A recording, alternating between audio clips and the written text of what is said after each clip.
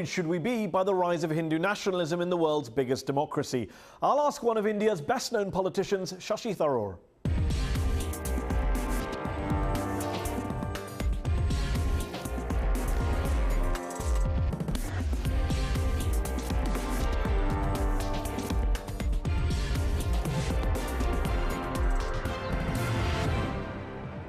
I'm Mehdi Hassan, also on the show. With parliamentary elections in Turkey less than a month away, is President Erdogan cracking down on dissent and encouraging a cult of personality? That's our debate. But first, he's a former UN official turned Congress Party minister, a best-selling author with more than 3 million Twitter followers, a parliamentarian hounded by the media since the alleged murder of his wife. Shashi Tharoor is one of India's most talked-about politicians. So with nationalist and religious violence on the rise, and with a Muslim man lynched for eating beef by a far-right Hindu mob, is India heading down a dangerous path? This week's headliner, Shashi Tharoor.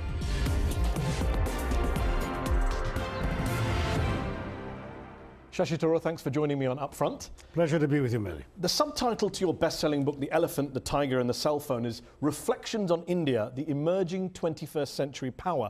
Can a country in which almost half the population still struggles to make ends meet, lacks access to basic services, the world's largest illiterate population is there, can such a country really be described as a 21st century power? No, it can't, and that was a subtitle of the American edition. I objected after I saw it, but it was too late. In fact, one of my notorious comments after that is, how can we be a superpower when we're still super poor? We have enormous challenges. The Indian subtitle was somewhat more innocuous. I will say, however, that the country has tremendous potential. Well, on the political level, in your books, in your writings, in your public speaking, you speak a great deal about India being a democracy, about being a thriving, pluralist, liberal democracy. But what do you say to someone like Arundhati Roy, the famous Indian novelist, who argues that India is actually moving away from democracy and actually towards a form of fascism, a form even of totalitarianism, that she says your country's been taken over by nationalist elites, corporatist elites? Well, the very fact that she can say all this and say it in India suggests that she couldn't entirely be right. The fact is that there are forces in our country who are illiberal, and we need to resist them. And there are people like me who do. I think denouncing the entire system is actually not a useful way of tackling these problems. Within the system, there's a tremendous, lively, positive debate. And we can stoutly oppose the illiberal tendencies without saying the entire system is bad. It isn't. You're the chairman of the Indian Parliament's Foreign Affairs Committee, a former Minister of State for Foreign Affairs. Yet you've said in the past that you don't want to criticise your government's foreign policy. You've said, even though you're a member of the Congress Party of the opposition, you've said that for you, politics stops at the water's edge. Does that apply even when your government is headed by a leader, BJP Prime Minister Narendra Modi, who many believe was involved in crimes against humanity in Gujarat when 2,000 Muslims were massacred on his watch? Well, I was one of those whose voices were raised against Mr. Modi for many years. But it is true, number one, that he hasn't been convicted by any court, hasn't been found guilty even by association yet, and therefore we can't really speak of him as being culpable. And second, that he has won an enormous mandate from the Indian electorate. And that in every democracy is a kind of absolution as well. So I'd rather focus on Mr. Modi, the Prime Minister, what he's doing today, what he could do tomorrow, rather than worry about the past. It is a blot. But if you're the victims of a massacre in Gujarat, that's not the past for you. You want accountability, you want justice. I agree. You say he hasn't been tried. Are you someone who thinks he should be tried? The Supreme Court's amicus curiae said there was a case for him to answer in court. Others disagreed, of course. That's right. And the point is that ultimately the judiciary decides who's going to be considered. So you have no view on culpable. Well, no. I mean, I haven't done as much, obviously, to look into it as the investigative team, the amicus curiae, the lawyers on both sides, and they both made very compelling arguments. To my mind, the fact is they were victims. The victims suffered horrendously. And for us to be indifferent to their plight is impossible. The question is who's responsible, and we have to wait for the judicial system to establish that. There's been a discussion in India, especially since the last election last year when Mr. Modi won his big victory, about the rise of so-called Hindu nationalism, Hindutva, about communal rhetoric. Recently, a Muslim man in the state of Uttar Pradesh was murdered. He was lynched by a Hindu nationalist mob for allegedly eating or keeping beef in his house. Some would say that the Congress Party hasn't spoken up loudly enough, vocally enough, People like yourself who are the secular liberals, where are your voices in this debate when the country is supposedly heading in this reactionary direction? It so happens that Parliament is not in session, so we couldn't use that forum, which we would have. But we've all spoken in the public space, to the press, on television, on Twitter, in my case, social media. So we've made our voices heard. There's no doubt about that. Rahul Gandhi, the Vice President of the party, has been to the family home, met the family. And yet the Congress party is saying now is the time we should support the BJP government and have a ban on beef. That sounds like you're pandering rather than challenging. No, I mean, I must say that was a statement by one Congress leader. We haven't got to that point yet. But my argument, something you support? No, my argument has throughout been that what you or I choose to eat is an intimate personal decision, and it's nobody else's business what we do. I happen to be vegetarian, but I have absolutely no problem with anybody in my home consuming anything they want. And this is a particular example, but there are many, many other examples that NGOs and human rights groups have raised. Are you worried? See, the criticism seems to be of you is that you're someone who's come from the UN, you're someone who styles yourself as a liberal, as a secularist. Why aren't you angry? Why aren't you passionately leading campaigns? India is heading in a dangerous direction, as many would say. Do you think it's heading in a dangerous direction? I do, and read me, Mehdi, and you'll see that each of us has our own strengths. Some are better off doing this on the street. Some of us are better off doing it in the written space and on television. I've been doing precisely those. But you've also got in trouble on the written space in that you praised Narendra Modi's clean-up campaign last year. You lost your job as a Congress party spokesman for praising the Prime Minister.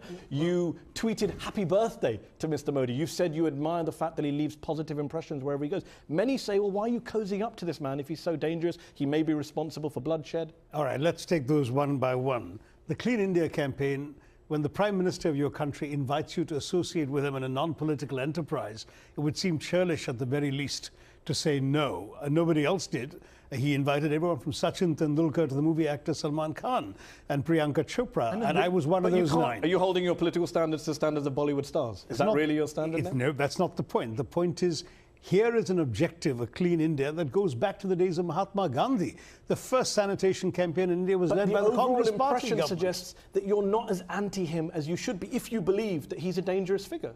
If that's what you believe, it doesn't seem to be the case in your I have said that when the Prime Minister says the right thing, I will acknowledge it. But you are worried, to take the bigger point, about the direction India is going in. You're not someone who's complacent about where India is going. Not at all complacent. I believe there is rising intolerance. I believe the Prime Minister, through his silence, has condoned some outrageous statements and ideas by his ministers, in some cases, by political party leaders of his party.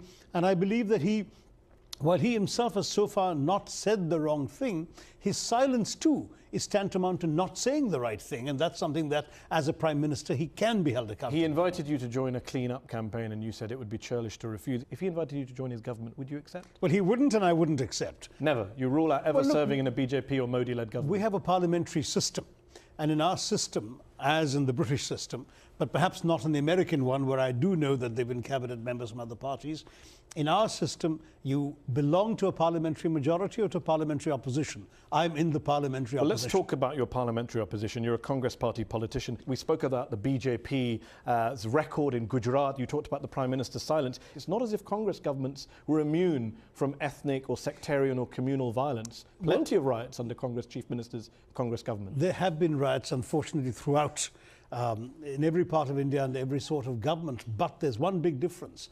The Congress party has never been accused of inciting one or seeking to profit from one. That's not true. In the 1980s, Congress party politicians led pogroms against Sikhs after the assassination of Indira Gandhi. You know that and I know that. And that is the one exception that I personally condemned at the time. That's a pretty big exception. It is.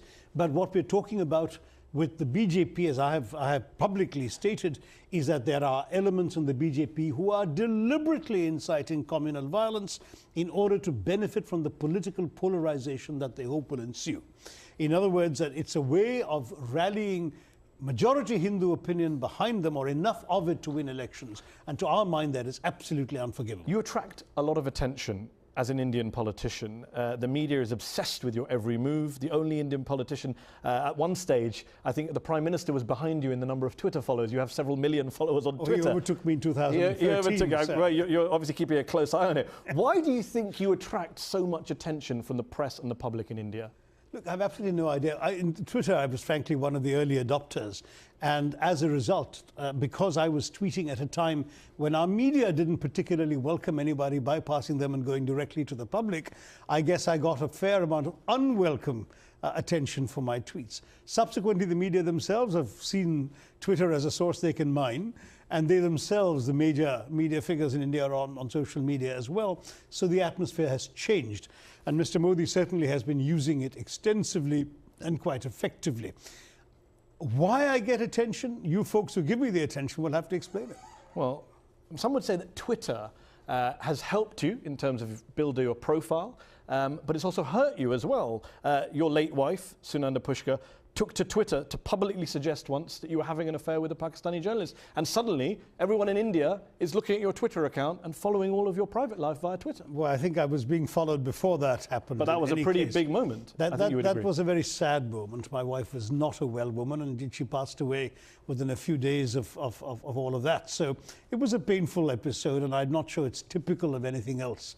Either in my life or in that particular experience. And I'm sure it must have been a very painful episode.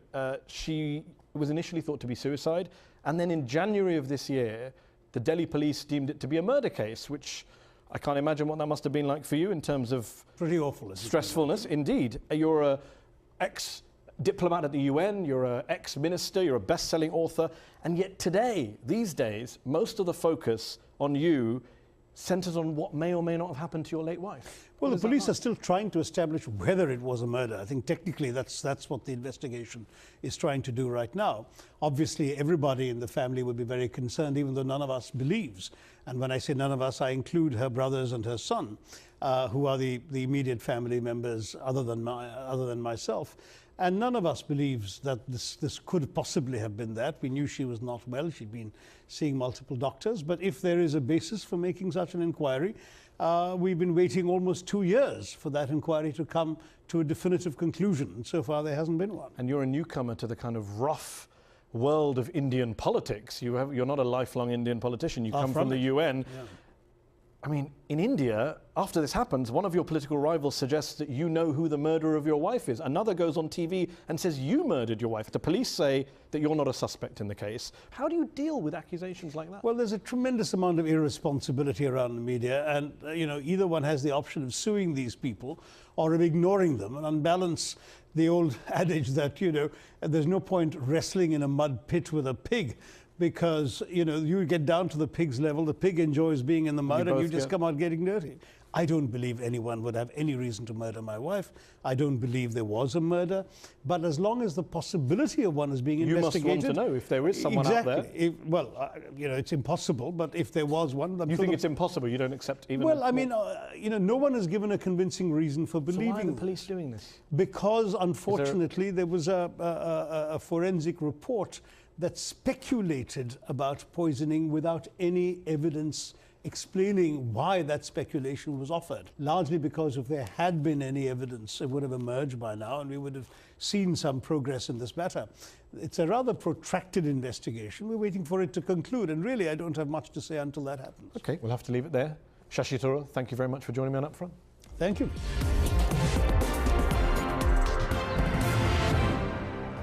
Inequality is a myth. We've heard that one before, and despite almost every indicator suggesting it's spiraling out of control, some are still in denial. The truth is that we live in a world where 85 people own more wealth than the poorest 3.5 billion people on the planet. Let that stat sink in for a moment. That's half the world's population owning as much as a group of people you could fit onto a double-decker London bus. Think that's bad? In Africa, the poorest half of the population owns as much wealth as the 10 richest individuals, who could comfortably fit onto a Kenyan matatu. Not that they'd ever choose to travel by matatu, of course. The picture isn't much better anywhere else. And all in all, about 1 in 5 people on this planet still has to live on less than $1 a day. Compare those people to Mexican billionaire Carlos Slim, one of the world's richest men. If he were to spend $1 million every day, it would take 211 years for his money to actually run out. I do hope the poor guy has a pension plan. So, rising inequality is a fact. But is it a problem? Doesn't all that wealth eventually just trickle down from rich to poor? Well, not quite. Best-selling economist Thomas Piketty says the consequences of rising inequality are potentially terrifying. Nobel Prize-winning economists Joseph Stiglitz and Paul Krugman aren't fans either. I know what you're thinking. Piketty, Stiglitz, Krugman, they're just lefties, fear-mongering and fueling class war. But wait, what's this? Bill Gates, the world's richest man. The head of the OECD. Even right-wing US Republicans. And of course, those communists over at the International Monetary Fund. Excessive inequality is actually bad for sustainable growth. Got that? Growing inequality isn't just morally grotesque, it's bad economics. It's bad for your bottom line. The truth is that we simply can't afford to carry on living in a world divided between the have-nots and the have-yots. The person who wrote this story will pay a heavy price for it. I won't let him go unpunished. That's what President Erdogan told a newspaper editor in Turkey in May. As Turks go to the polls for a second time this year on November the 1st, has their president gone too far in cracking down on dissent and on press freedom? Supporters say he's being unfairly maligned, but journalists have been sacked, detained, jailed, while Erdogan's critics refer to a new cult of personality. Joining me in the arena to debate this are Zeynep Jane Kandor, a member of the AK Party, former vice president of the Women's Branch, and a journalist with the Daily Sabah newspaper. I'm also joined by Mustafa Akyol, award-winning author and columnist for Hurriyet Daily News. He used to be an AK supporter, but now thinks Erdogan is running an authoritarian regime. Thank you both for joining me in the arena. Mustafa, you were once an admirer, a supporter. You voted AK. What makes you now describe them as an authoritarian regime, an intimidating party with an unquestionable leader bent on domination? Your words about Mr. Erdogan and AK. My principles did not change. I think Mr. Erdogan and his political narrative and his political model changed. Erdogan did great things for Turkey. He came to power in 2002. He was a conservative Muslim believing in liberal reforms and democracy, and he headed for EU and he liberated and the economy minorities. Grew. Economy grew. But now, what's your objection now? What happened is that the more Mr. Erdogan dominated the political system, the less he got interested in reform.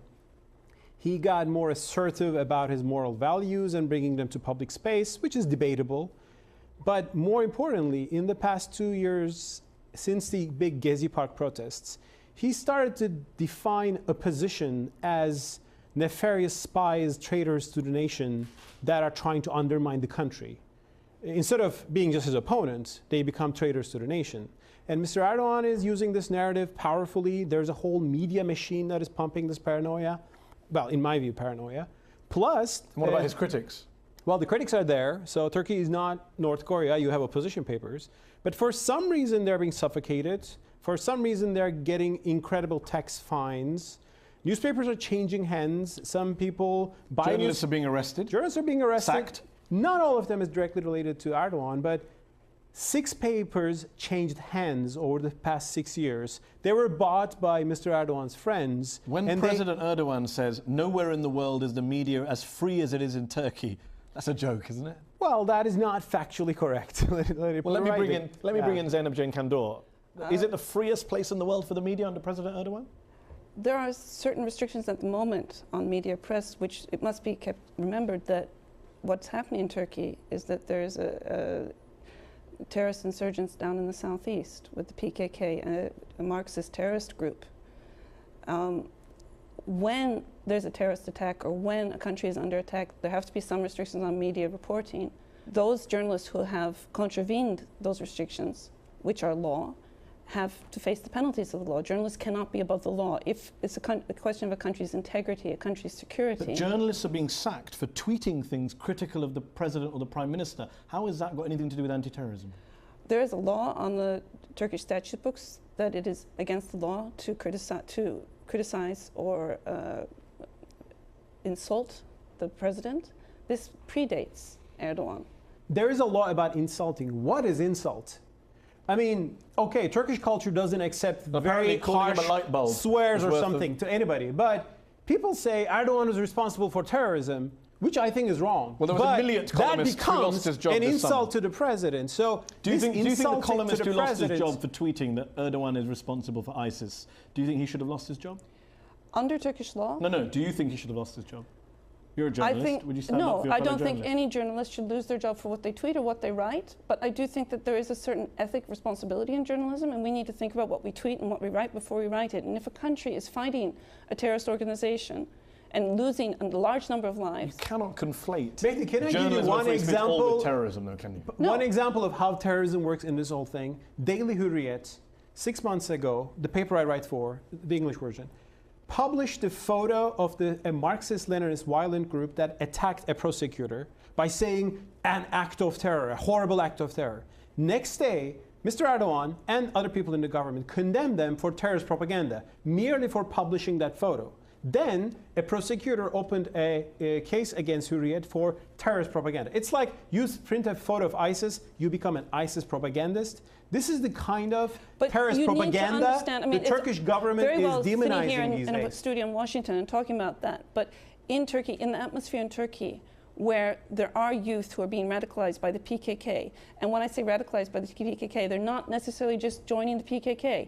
There are a lot of Kurdish ethnic youths who are not joining the PKK but are joining ISIS in response to that. You have this kind of atmosphere. You have to be very careful about what you publish. It is no secret in Turkey today, if you're not pro-Erdogan, there's not much life in Turkish media for you. If you're a media boss, you'll be under heavy government pressure. What You'll be evidence probably do you have sacked that or he's fired from your job. That's a fact that hundreds of people are going through. Okay, let's put the journalist to one side. Authoritarian goals, that's what you're talking about. In what way is he pursuing authoritarian goals?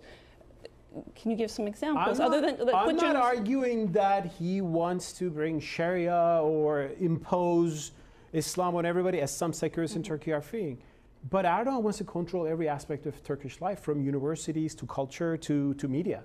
And people talk about a personality cult, Mustafa. there is a cult of personality, and within the AKP, it is very hard to find someone who criticizes Erdogan. And if he does that, the more viciously pro-Erdogan writers will declare him as a traitor, as a sellout to Zionists, and that is not a... I don't agree with you at all. I mean, Well, I'm living in that country I'm and living living in in that that country as well, culture. and I think that the personality cult is being created by the opposition papers, by the opposition parties. They're the ones who are constantly talking about Erdogan. They're the ones who are constantly bringing him onto the agenda. He's the president now. His role is reduced. Yes, he comes out and he talks and he gives His role speeches. is not reduced because he doesn't actually agree with the constitutional definitions of the presidency. The constitutional definitions of the presidency, he has not stepped outside of that.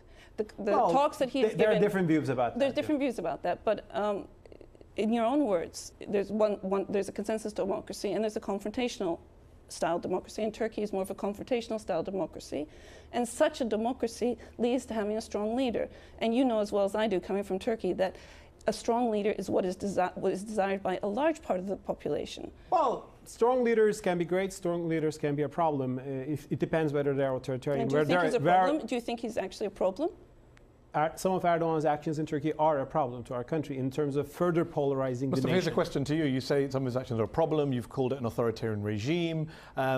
You're a writer in Turkey. You talked about what's happening to critics and how you get ahead. Have you worried when you've written columns and hit send to your editor to have them published? Are you worried that my job might go? There might be a knock at the door? Well, one of my jobs went because it was not welcome in a pro-government newspaper, and Okay, that has something to do with all this. He's already experienced Is the censorship. newspaper you work in, if you write against the newspaper's line, I mean, if I stood up and started writing, if I worked for The Guardian and I started writing very right-wing. Well, actually, The Guardian have a couple of right-wing columnists. Okay, But I mean, there is an newspapers editorial have line. principles, Yes. but a cult of personality is not a principle. Let me put this cult of personality point to you, Zeynep. You said the cult of personality is from the opposition, Yes. you say. And yet, in Turkey, you have his supporters at an event welcoming him to chants of Messenger of God. His birthday has been referred to on billboards as a holy birthday. One AK minister compared his lifestyle to the Prophet's Sunnah. One AK deputy said that touching him is a form of prayer. Another AK deputy said he has the attributes of God. If that is not a personality cult, what is a personality That's one cult? person here, No, one I've just person there, quoted one three person different. there. I've just Okay, quoted three different AK people. politicians. Does 3 people make a personality Did he sack cult? them? He seems to get lots of journalists sacked. Did he sack any of these guys for comparing him to the Prophet? Quite blasphemous. No, I Within agree the with party, Jane with one thing. there was a reaction, and it was a very negative reaction. These kind of things we don't want to hear. People in Turkey who support Erdogan, most of them were like, "What's this? This is not right." President Erdogan doesn't dismiss those people, though. He actually promotes them most of the time. So if he doesn't want the cult of personality, he can intervene. Do you have evidence that he promoted those people? Well, in the party, I know who's being promoted and who's being demoted. Erdogan critics are disappearing in the last list, education. how many people have been check. changed who were Erdogan's? I mean, that doesn't wash. I'm sorry, that's just not even true. We'll have to leave it there. Thank you both for joining me in the arena. That's our show. Up Front will be back next week.